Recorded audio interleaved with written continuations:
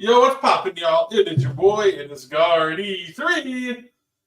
And of course, I know it's not Thursday, it's Tuesday, so you know what that means. Mo and I are here to talk some wrestling. Welcome to the Meaty Boyz podcast. Mo, how you doing today? I'm doing great on an amazing Tuesday, getting ready to talk some wrestling. Oh, absolutely. I'm definitely looking forward to it. It's a great week for wrestling for, me, Mo. I'll start there. I want to have a little fun. I was fortunate enough to go to the not only AEW Dynamite last week, it was in Milwaukee, but I was also fortunate enough to go to the pay per view on Saturday, and it was a great time. Wednesday I actually had some ringside seats. It was really close to all the action. I got some phenomenal pictures, and I loved it. It was such a great experience.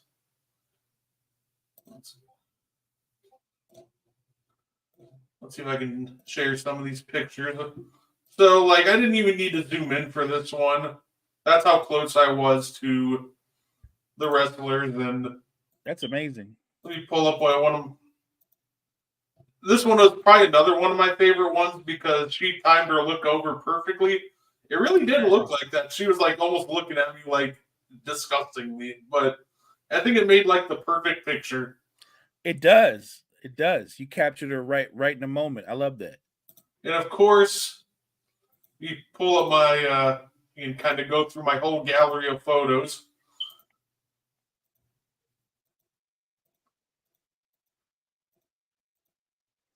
Will Ospreay. That a lot of great action in Milwaukee. I actually did see Osprey's match. He's just an amazing performer. No, absolutely. And of course, I got to say, this is probably my favorite picture in general. Oh, that's what's up. Yeah. I took better photos that night, but nothing will top the experience of getting to take a photo with Bryan Danielson. That's awesome. It was absolutely terrific after everything went off the air. He came around and he talked, and some of the production guys like QT Marshall and them came out and said every second you're on, it costs us money, so you got to get out of the ring. So he beat him up, and then just for send the crowd home happy, and came around and took pictures with everybody. That's even better. I love it. Yeah. Cool. Overall, he was such a class act and just insanely entertaining. It was a great night of Dynamite. Of course, I think it was one of the better Dynamites, actually. Fun opening segment, a couple of great matches. You said you saw the Ospreay match. That man is allergic to having a bad match. And of course, the end segment where Swerve, he got his extension and he was happy about it. So Hangman says, you don't get to be happy, and burns down his house. So it was crazy. That all of it was absolute insanity, and I thought it was one of the better episodes of Dynamite from this year. I wanted to ask you, when you go to an event like that, and I know you're totally locked in on the event, on the performers itself, but do you take a beat and try to take in some good food as well? Yeah, definitely. I not necessarily when I go to the event like here in the Panther Arena, because I've been there a handful of times. I already know what's up with that food. I definitely did that when I went to the Now Arena for All Out. They had some really good chicken tacos. Not gonna lie. During my bathroom break, I took right before the main event matches. I got myself 3 chicken tacos and vodka lemonade. Very good combo. Sounds like it. Yeah, and then of course, to continue my journey, it ended last Saturday, the Now Arena, All Out. And once again, I like the pay-per-view because it had something for everybody. You want violence? You got that in spades. The main event match and the other one. Normally, there's that match where they call it the dead match spot, where the crowd gets up to use the bathroom, and it looked like that was going to be Chris Statlander versus Jade Cargill. Right. No, sorry, not Jade Cargill. Chris Statlander versus Willow Nightingale. I got a little mixed up for a second there.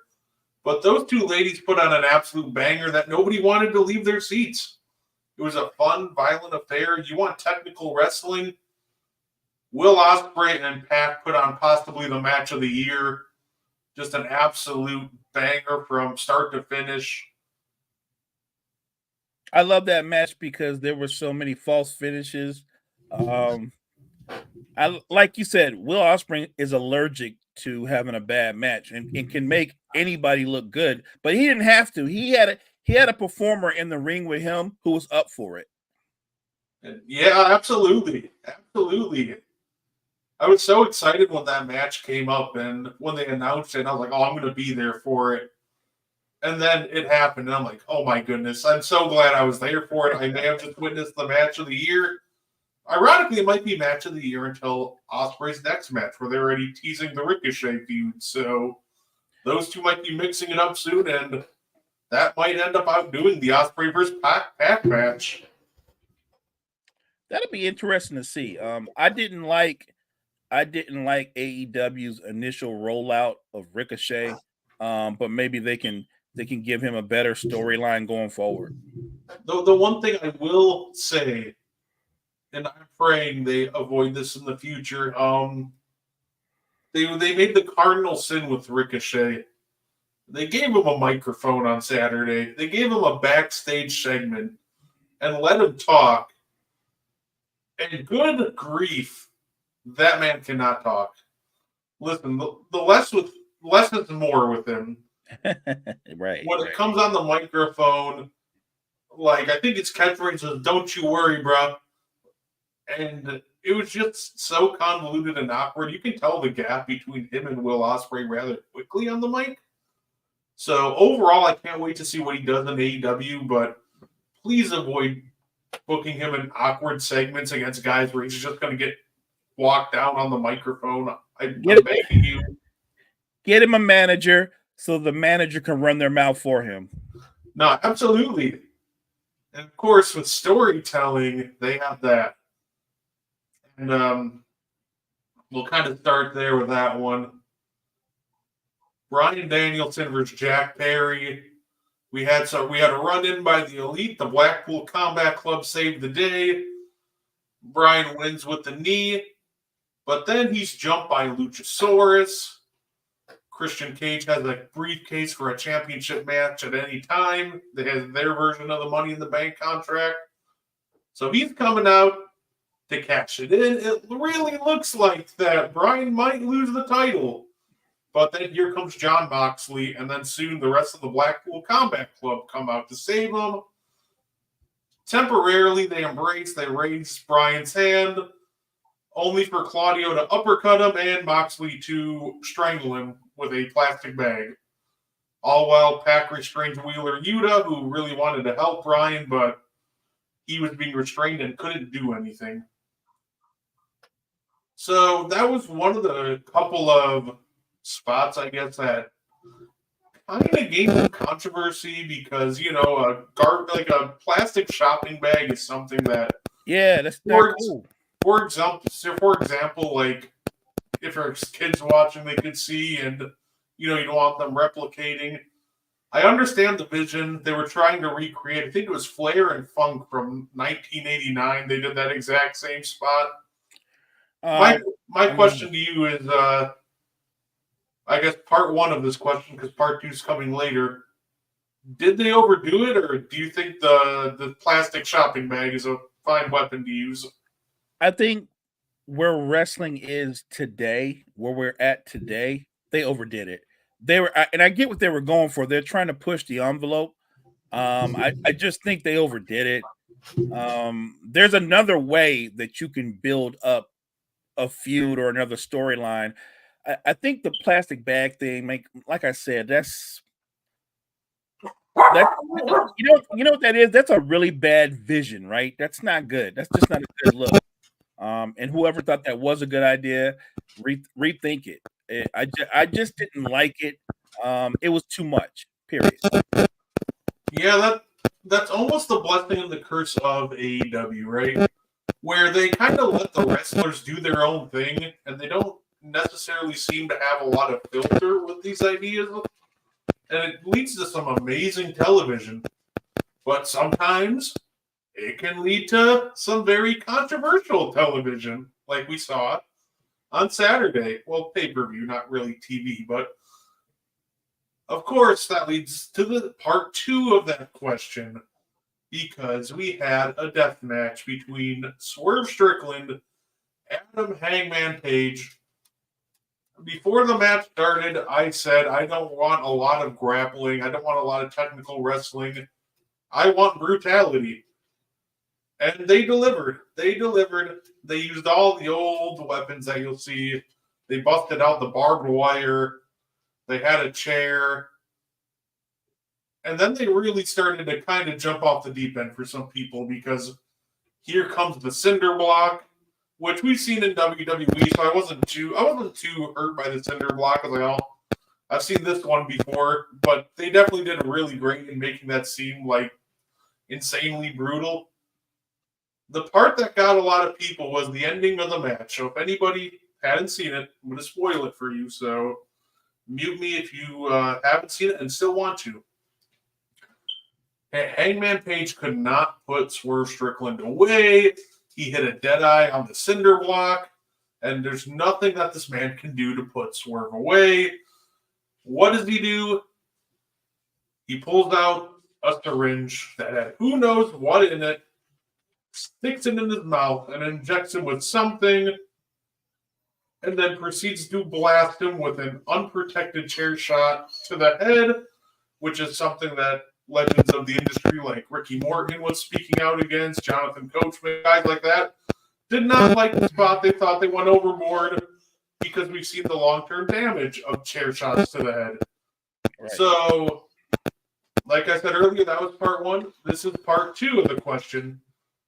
Mo, do you think they went too far with that one, or were you okay with that happening, or what did you think about that chaos at the end of that one? I thought that was actually worse than the Danielson ending. Like, that was terrible. That was terrible, man. Like I get it. You're trying to push the envelope again, and you're competing, at least in your own mind, you're competing against WWE, I guess TNA to some degree. But the match alone, if you saw the match alone was a great match. Would you not agree? Oh, yeah. Right. So it didn't need. I get the story. You could have went with, okay, he can't finish him, and he tries to win another way, or somebody interferes or whatever. But they lost me when he broke out the needle and he injected it into his mouth. That's crazy stuff, man. That's a horrible visual. And then, like you said, normally the chair shot is going to be across the back. He went clean upside his head. That was crazy. Yeah, I think the ending of that was a bit much, because there is a visual going around, and you'll see it occasionally on Twitter, where people took a quick screenshot and it's just Swerve with a needle sticking out of his mouth before he gets bashed on the head with the chair. I don't think the needle was necessary, and I definitely not a big fan of chair shots to the head. I'm with and you. There's a lot of people that spoke out against it, and I was completely dumbfounded by some guys, right? And you can say it's a gimmick chair, but you can only gimmick a chair so much to really just bash somebody over the head with. And it's funny, because people are trying to sit there and explain to Ricky Morton on how the business worked and how the chair was gimmicked after he spoke out against the chair shot to the head, and it made me laugh. It's like, how far have we come that you think you know more than Ricky Morton about wrestling? Like, I'm pretty sure he could tell too it was a gimmick chair, but at the end of the day, like, I'm all for really, more violent matches when the rivalry calls for it. And I thought that these two did an amazing job leading up to it. Because I was fine with the barbed wire, the cinder block, everything else. I was like, okay. But yeah, to me, that ending just kind of jumped the shark a little too much for me. Yeah. And I hope we still get some like really brutal matches when it calls for it, but also let's tone it down a little bit. That's all. That's all I'm saying. Just tone it down a little bit and make it more about the talent in the ring and let them decide it. Even if you have to get one of those deals where maybe his legs are on the ropes or something, or he rolls him up and pulls the tights, something to that degree where it's more about the ring talent instead of a foreign object, or like I guess they get to the point where no, we can't make it to where he cleans them with a clean pin, and I get that. But if you don't want it to be a clean pin, there's a lot of ways you can do it minus a chair shot. Yeah, and I think there's other ways you can do it too if you want the match to kind of end by knockout like they did, just in a more safer manner than a chair shot to the head. Agreed. Like we've seen matches end by technical knockout with like we've seen Dean Ambrose get his head curb stomped into a cinder block before to use a point with the cinder block. I've seen that in the WWE before. We've seen other finishes, so I hope going forward they just kind of avoid chair shots to the head going forward. Agreed. And of course, switching gears, I gotta say, Monday Night Raw, it opened up in the most fun way possible. I'm a big fan of the Wyatt Six. I've been singing their praises since they started. Not only do they keep showing that they're capable of having really good matches, they did it again. They come out, open up Monday Night Raw with a Calgary street fight. They win, and you see a lot of fun stuff like Eric Rowan, instead of putting, I've never seen this before. Eric Rowan, instead of putting somebody through the barricade, he picked up the barricade and started beating people with the barricade. We got Nikki Cross German suplexing Chad Gable. That was one of the best moves of the night. That was awesome when she did that. Yeah, absolutely. And we had like the top rope angle slam through a table. Like overall, it was entertaining. It was violent, and it was a great match. It was a great story to tell. And I think the fun question is, Mo, who's next? Because I'm guessing the Wyatt Six is clearly done with American Made at this point. So I guess the question now is, where do they go from here? Yeah, I really don't know, because obviously, the situation with the bloodline, that they've got their own storyline to deal with. So it's not, I don't see them having a feud with them, at least not anytime soon.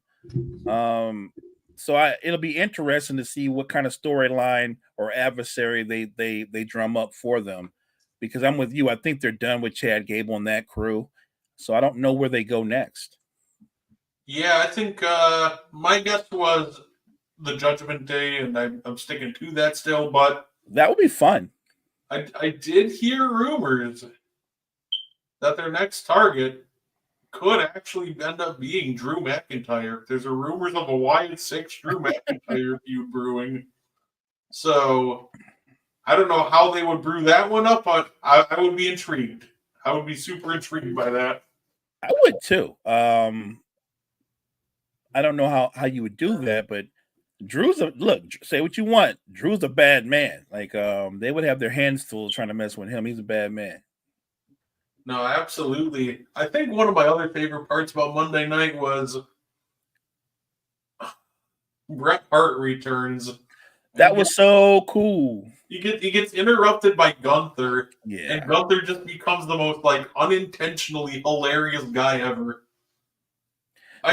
But he was funny, right? Because Gunther's like, he goes, well, he said, Bret, you are the best. He said, the best there was. He said, but you're looking at the best there is and the best there ever will be. And he was like, yeah. And this is where it made me laugh, because if you know the history of Bret Hart and Goldberg, if you know, you know.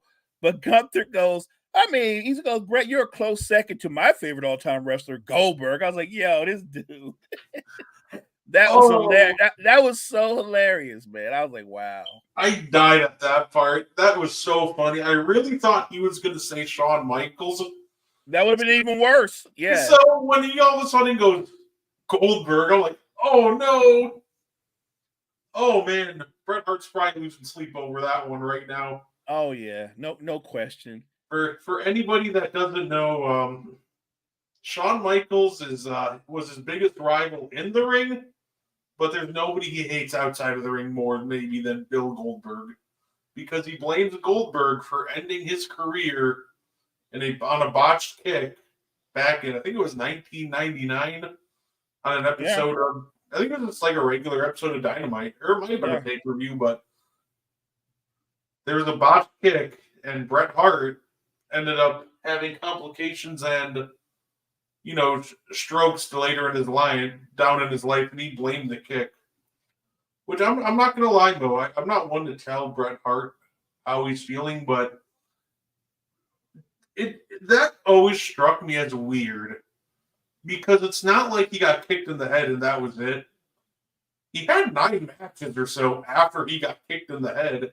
Not only that, one of the matches was a brutal hardcore match where he continuously took headshot after headshot against Terry Funk on an episode of Thunder. So that always threw me off, and I don't want to call Bret a liar because only Bret Hart really knows what Bret Hart is going through. Right. But it just seems weird that if the head injury and everything was so bad, how are you able to wrestle another 9 matches and go do a hardcore match against Funk?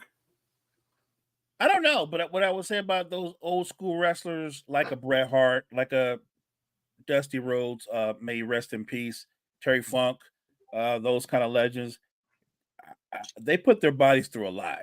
And so I'm not saying Bret Hart is wrong in how he feels about. He feels that way about Goldberg for a reason. This is not a bit. This is not a bit. He really feels that way. So look, he could have very well went on and continued and honored his contract, but and at the same time been in all kind of pain. I have no way of knowing that, but I know that a lot of performers back in the day, they performed with a lot of pain. Oh yeah. Like I said, I'm that kick probably definitely had quite a bit to do with the end there. But I'm just saying, it just almost feels like unfair a bit that he completely blames that all on Goldberg, when there's definitely just seemed like there are other factors that played into it. But once again, I'm just an outsider looking in. Maybe if you ask Bret, he would tell you that Goldberg he's not a good worker. You know what I mean? He's not a good. Look, and I know certain types of wrestlers, the ones that are like power wrestlers, where they don't really wrestle per se, but everything they do is like a high impact move. Goldberg was kind of in that category. And remember, what his bit was? It was like he come in the ring, the music would go, and his matches would last 45 seconds, sometimes 2 minutes, right?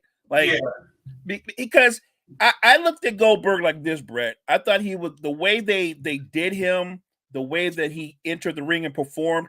To me, Goldberg was like a modern day Ultimate Warrior. Except he actually had a little bit more talent than the Ultimate Warrior, but he was that, you know what I mean? Where it was like there wasn't a lot of wrestling, it was high impact, and then eventually you'd be on your back because he'd finish you off. And I think that bit works when you've got a guy that size. On the other hand, look at a guy like Brock Lesnar. He's even bigger, but he actually knows how to wrestle. He's actually a skilled wrestler. He wrestled in college. So I guess it just varies. It just varies in what you can and can't do in the ring. I think what Bret's real problem was, he'll never say it, or he has said it, but he hasn't gone in depth. I think he regrets going to WCW. I think he regrets that. I think I look, if he had a choice of what he wanted to be or where he wanted to be, I think he would have stayed in WWE, but there was so much bad blood, obviously, between him and Vince that there's no way he could stay. Yeah, I agree. And, at the end of the day, it's just completely unfortunate. And it makes sense that he would regret going to WCW, because WCW really screwed the pooch with him. Like, to me, Bret Hart is becomes the easiest guy to book after the screw job. You have the hottest.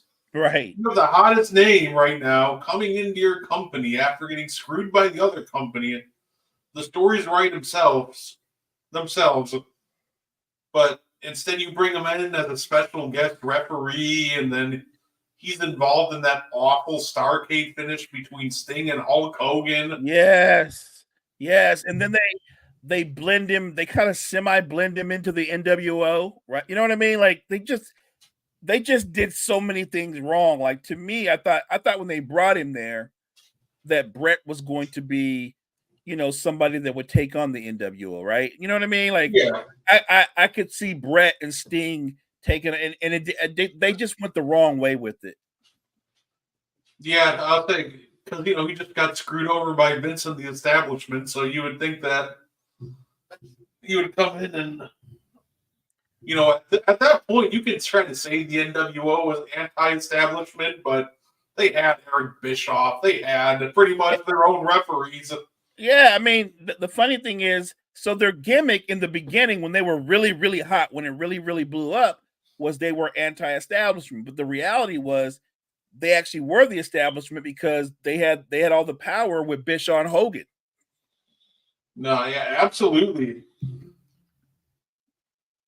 Yeah, safe. But yeah, overall, it's good to see Bret, though. I'm always happy to see Bret Hart. I was actually named after Bret Hart. My mom was a big Bret Hart fan. So. Oh, actually, that's awesome. Yeah. Bret Hart is, I'm just going to put it out there for anybody listening. I have a lot of favorite wrestlers. He's my all-time favorite wrestler. No, that's fair enough. Everybody asked me, are you named after Bret Favre? I'm like, no, Hart.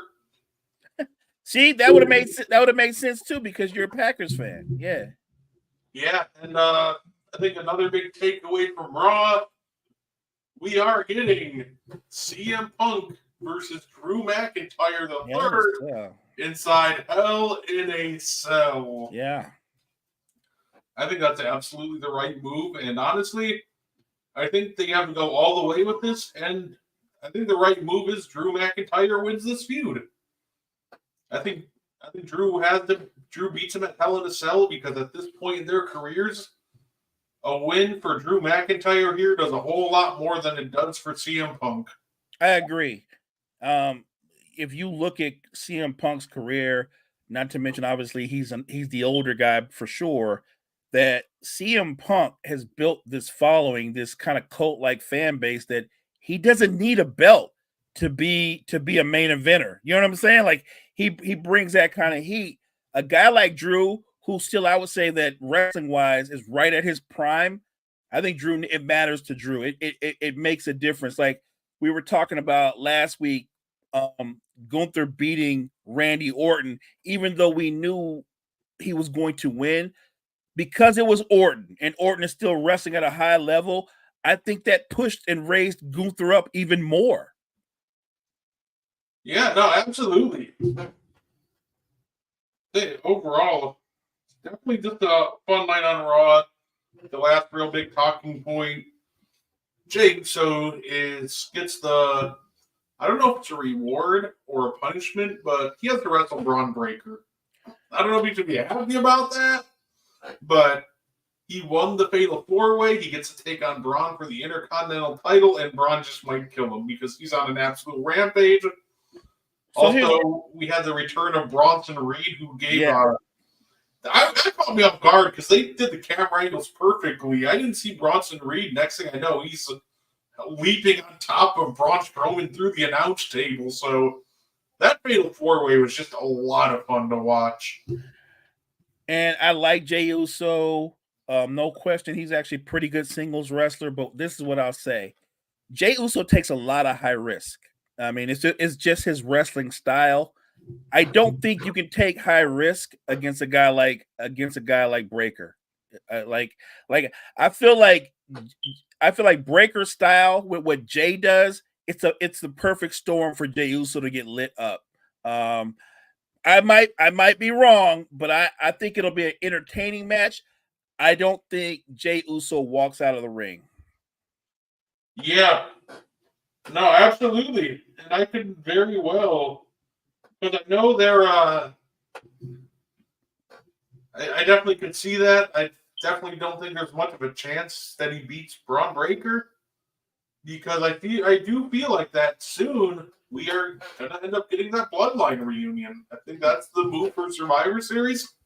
So I don't think they put the IC title on Jey Uso. No. But I think it'll be a really fun match, and it might be one of Braun's better matches of his career so far, right behind Sami Zayn. Yeah, because he's going to get tested, that's for sure. But I think he, like you said, when Jay gets thrown into the middle of that bloodline feud, he's going to have along with Roman, obviously, and I'm assuming Jimmy, they're going to have enough heat that nobody's going to need a belt, right? This feud is going to carry over. They're not going to be thinking about belts until much further down the road. So yeah, I think Breakker holds on to the belt, but eventually when he does lose, I think he's going to lose to a wrestler who's very strategic, who's more scientific, because Breakker he has one style, and I think that his style, while it's his strength, I think against the right competitor, it could also be his weakness. I 100% agree with that. I was happy today because somebody posted in one of the Discords that I'm in that Milwaukee had placed a bid to host Money in the Bank in 2025. So that's awesome. I'm praying that it happens. So the more wrestling pay-per-views I get to go to, the happier I am, because you can watch wrestling on TV and it's a lot of fun, but actually being there with the energy of the crowd, nothing like it. I can't imagine. Let me ask you a question. So obviously we saw what happened again with the Terra twins and the new Judgment Day. How long do you think this feud drags out? Because it's one of those kind of feuds where you can have tag team matches, you can have singles matches when you branch it off, because obviously you could take Damian Priest against Finn Balor, which we're going to get at the next pay-per-view. And I get it. A lot of people are like, man, Damian Priest is going to tear his head off. And I'm like, yeah, if it was just a street fight, that favors Damian Priest. But it's a wrestling match, and it wouldn't shock me at all if Finn Balor won. He's the better wrestler. I actually think that feud probably ends up Bad Blood. Just because we're doing the Finn versus Damian. I don't think we can get any more juice at this point out of Liv Morgan versus Rhea Ripley.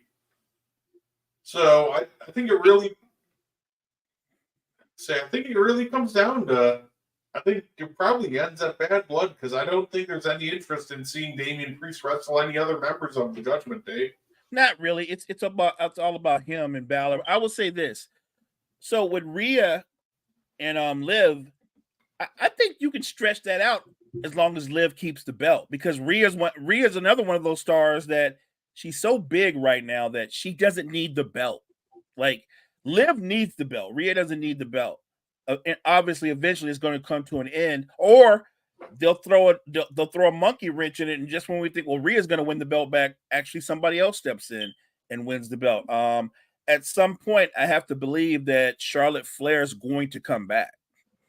Yeah, I think Rhea and Liv will continue their feud, but I think what they'll end up doing is I could see them resuming it at WrestleMania.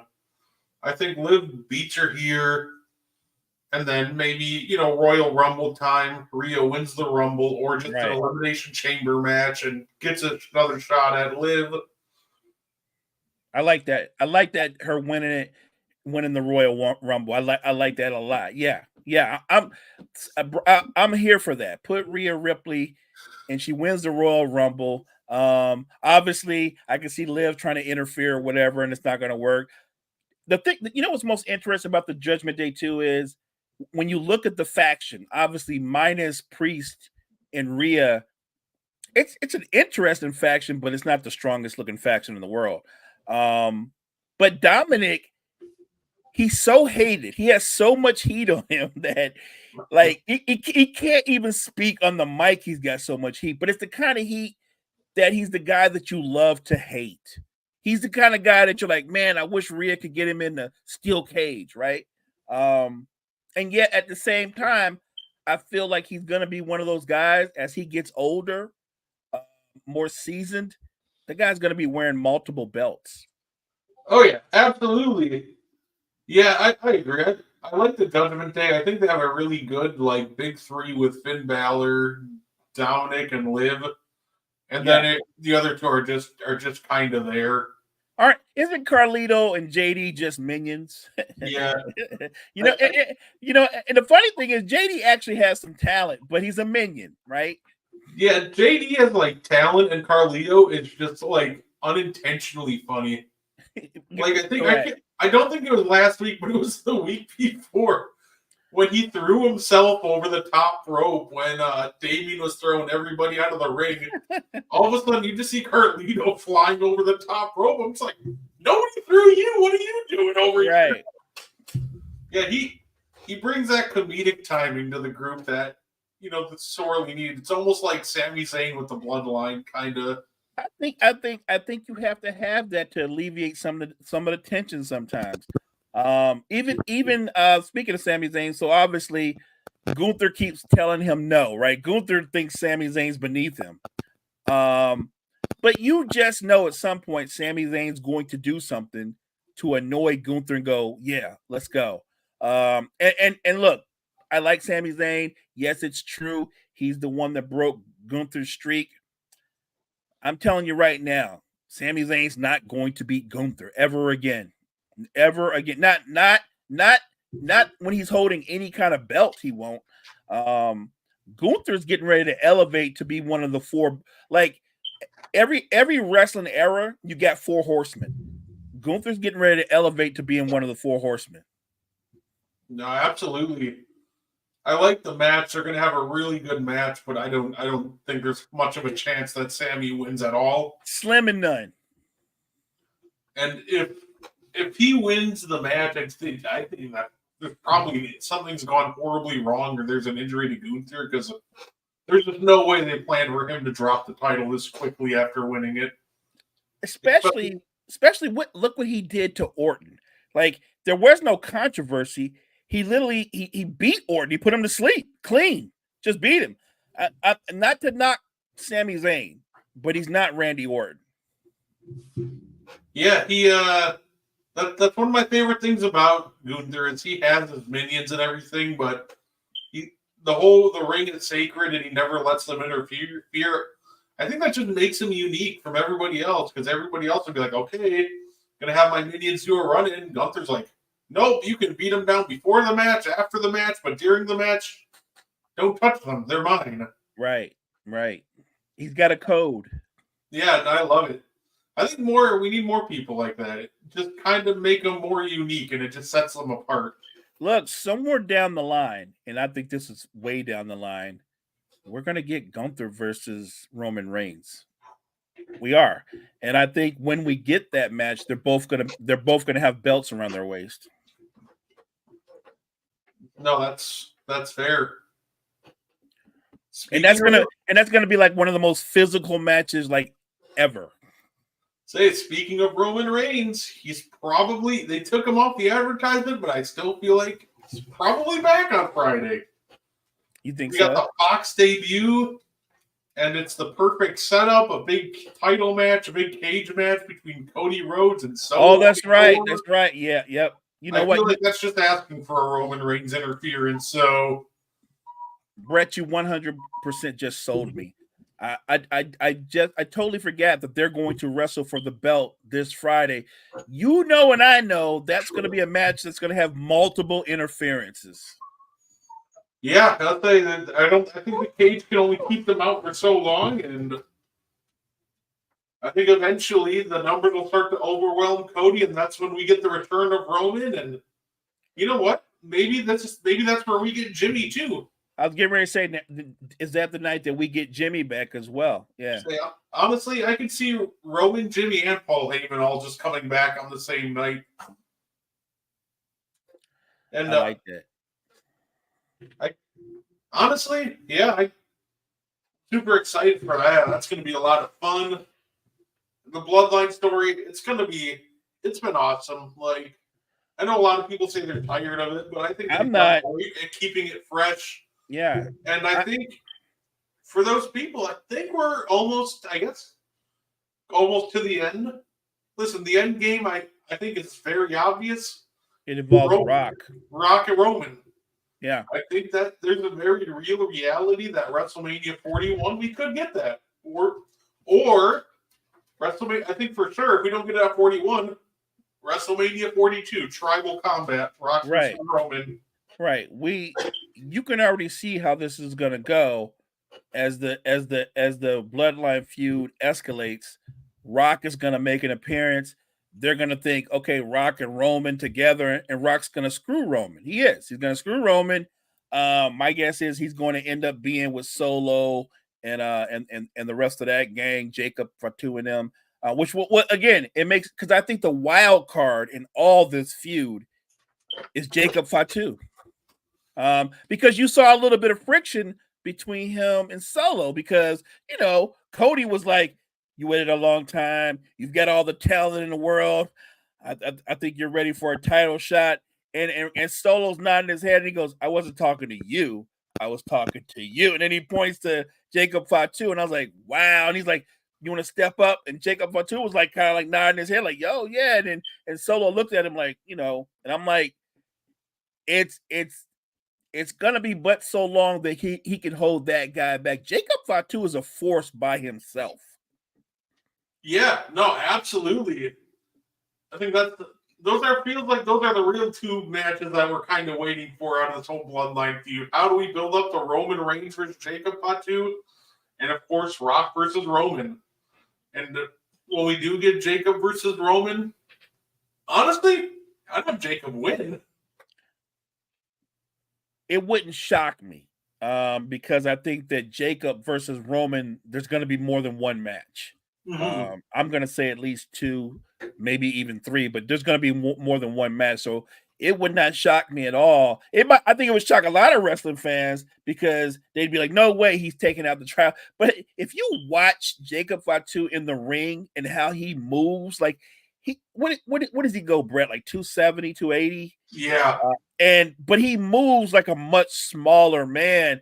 The way he gets up on the ropes and how comfortable he is going to the air, that is a dangerous guy. No, absolutely. And honestly, Mo, I'd go one step further. The first match between the two, not only would I have Jacob beat Roman, I'd have him beat him like Brock Lesnar beat John Cena at SummerSlam that one year. That was brutal. Where not only he beats him, he just kind of runs through him. Like, yes, tries to hit his big moves, and Jacob just shakes him off. I think presenting Jacob as a threat that dangerous to Roman, it brings a different element to his character. It brings this underdog story that I think very few could bring out of Roman Reigns, and I think Jacob's one of those guys.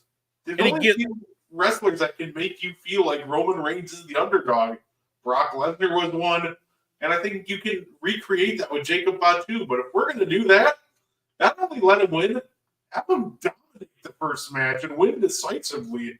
Yeah, I you know what? I could go back right now and watch Cena versus Lesnar, and I know what I was expecting, but I did not expect him to walk through John Cena like he was. I mean, he just mowed through him like it was nothing. And at the same time, though, that was kind of intimidating, right? Because you know what I mean. You're like, wow, like, is it like that? It was impressive, and I think you're right. If you're going to build up a Fatu Reigns feud, have him kind of dominate Reigns to where Reigns is going to kind of reevaluate himself, like make that the storyline and go, I've got to get better or stronger or whatever because this guy's different. You know what I mean? Like I kind of like that, and maybe that's where Rock screws Roman during that feud. Yeah, I could see it have a second match. Honestly, I would have that fun little like Roman rebuilding himself, like a little training montage. Maybe lean a little into like the Rocky franchise, right? And then I would honestly have Jacob win the second match, but this one would be closer, and that's the one where the Rock would screw him. Right. I would, Roman's got the upper hand. The Rock comes out, levels him. Jacob beats him again, sets up the Rock versus Roman, and now Jacob can be one of the few guys that says, "Yeah, Roman Reigns can beat me," and it's true. I like that idea a lot. Man, I remember the first time that Brock Lesnar and The Rock faced each other, and they kind of did a montage like that. They showed The Rock like really working out, strengthening up his core and his leg, like he was really getting ready for Brock Lesnar, and Lesnar kind of mowed through The Rock too. Yeah, I would love to recreate that, and like I said, you need a certain kind of talent to be able to actually pull off an angle like that convincingly. Right, exactly, And and he's that's one of the few. yeah, I agree. I agree. A man that size, a man not just what he does offensively. That I've seen people hit him with their finishers, and this guy bounces up. Mm-hmm. And so I think that he's one of the kind of people you can sell that works. I believe that. So yeah, I definitely want to see that match. I think the bloodline feud, like you said, it can drag out for a while. Like Roman Reigns said, he said this before WrestleMania. He said we're closer to the beginning than we are the end. And I believe him. Oh, absolutely. And before we get out of here, just for fun, the Pro Wrestling Illustrated dropped their whole top 500 list. Every year they go through and they drop their whole top 500 list. And honestly, not gonna lie, a little spoiler for a future episode, I was thinking of doing like a Meaty Boyz award show at the end of the year. That'd be dope. Best wrestler theme song, and just have a little fun with it. But they dropped their top 500 wrestlers, but some notable names that made the top 10. The best wrestler of the year, and I think it spanned from like August to August is what the year. So number 1, Cody Rhodes. I think that was a given. That man had an all-time great feud between the Rumble and WrestleMania, and I think that just that alone solidified him at number 1 and almost made him impossible to top. Number 2, though, he came close. I think he came a lot closer than a lot want to admit. Swerve Strickland. Oh, wow. He also went on a really amazing run this entire year. They have the third best of the past year, Will Ospreay. I agree with that. Number 4, Seth Rollins. Number 5, from New Japan Pro Wrestling, Naito. Number 6, Damian Priest. Love me some Damian Priest. Number 7, MJF. Yeah. Number 8, John Moxley. Number 9, Gunther. And number 10 is Caritico. He's from, looks like AAA. He's a luchador. So, congratulations to all the top 10 that made the list. And quite frankly, I don't have any qualms with that top 10. Not going to lie, I haven't really seen much of. I haven't seen number 10. I haven't been able to tune into any of the Mexican promotions or the luchador promotions yet. But I've seen some Naito, and he does good work. And I have no doubt that he earned his spot on this list. And I have no problem with that 10. The only thing I would add to that is obviously I predict a year from now. I think what did you say? Gunther was 9. Yeah, I think Gunther will be in the top 5 at a minimum next year. No, that's fair. That's going to be a challenge, and that's my favorite part about this list is the entire list is the guys who 1 year from now they're all still going to be here. Sure, Cody ain't going anywhere. Swerve, Ospreay, Rollins. But I agree. I think Gunther's about to have a meteoric run. That's what I'm saying. I think he's about to have a really. It's going to be a look who he beat. He's going to be the who's who of wrestlers over the course of this year, defending his belt. Yeah. No. Absolutely. Yeah. That's it. But that's all I had for us today. Like I said, definitely look forward to that towards the end of the year. I'll have a Meaty Boyz award show. Figure better to do it at the end than you can do like quarter of the year awards, but yeah. Hopefully we'll have something planned for a special plan for you coming up. Hopefully, we'll have our second ever watch along with Yeah, our good friend Chase's wrestling promotion. We're that'll be working that out with him. So that's gonna be awesome. if you guys haven't, go follow him on Facebook, Fountain City Pro Wrestling, and just go support him. Chase is just a genuinely great guy, and I've seen that he puts his whole show on YouTube. It's a great show. It's a lot of fun. There's a lot of great wrestlers. So definitely go check them out. Check out Fountain City Pro. And if you're in the Kansas City area, just go check them out. Give them a watch. Did you want to add anything, Mo? Only that it was fun being on here doing the Meaty Boyz show. Look forward to seeing everybody next week, obviously. And also look forward to seeing you, partner, in a couple of days talking some NBA. Oh yeah, that's gonna be a lot of fun. Say thank you everybody for tuning in, and I hope you guys enjoy the rest of your night. Appreciate you.